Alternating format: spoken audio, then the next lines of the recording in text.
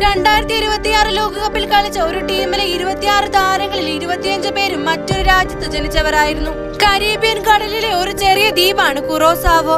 ജനസംഖ്യ ഏകദേശം 1,56,000 മാത്രം. ഇത്രയും ചെറിയ ജനസംഖ്യയുള്ള ഒരു രാജ്യം ലോകകപ്പിൽ എത്തിയത് തന്നെ വലിയൊരു ചരിത്രമായിരുന്നു.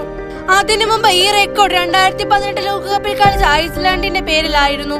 അവരുടെ 26 അംഗ ലോകകപ്പ് സ്ക്വാഡിൽ 25 താരങ്ങളും നെതർലാൻഡ്സിൽ ജനിച്ചവരായിരുന്നു. കുറോസാവയ്ക്ക് നെതർലാൻഡ്സുമായി ചരിത്രപരമായ ബന്ധമുള്ളതിനാൽ ഡച്ച് ഫുട്ബോൾ സംവിധാനത്തിൽ വളർന്ന നിരവധി താരങ്ങൾക്ക് കുറോസാവയെ പ്രതിനിധീകരിക്കാൻ സാധിച്ചു. ചെറിയൊരു ദ്വീപിന് വലിയൊരു ഫുട്ബോൾ ശക്തിയായി മാറാനുള്ള വഴിയായിരുന്നു ഇത്. പക്ഷേ കുറോസാവയുടെ കഥയിൽ മറ്റൊരു ഞെട്ടിക്കുന്ന കാര്യം കൂടിയുണ്ട്.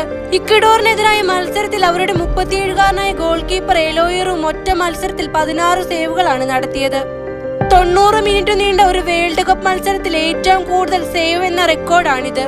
അതുകൊണ്ട് തന്നെ ഇക്വഡോറിന് ഗോൾ നേടാൻ അനുവദിക്കാതെ കുറോസാവയ്ക്ക് അവരുടെ ചരിത്രത്തിലെ ആദ്യ വേൾഡ് കപ്പ് പോയിന്റ് നേടിക്കൊടുക്കാനും റൂമിന് കഴിഞ്ഞു. അങ്ങനെ നോക്കുമ്പോൾ കുറോസാവയുടെ കഥ ഒരു ലോകകപ്പ് ക്വാളിഫിക്കേഷൻ മാത്രമല്ല, ഒരു ചെറിയ രാജ്യത്തിന് അതിന്റെ ചരിത്രവും ഫുട്ബോൾ ബന്ധങ്ങളും എങ്ങനെ വലിയൊരു അവസരമായി മാറാം എന്നതിന്റെ ഉദാഹരണം കൂടിയാണ്.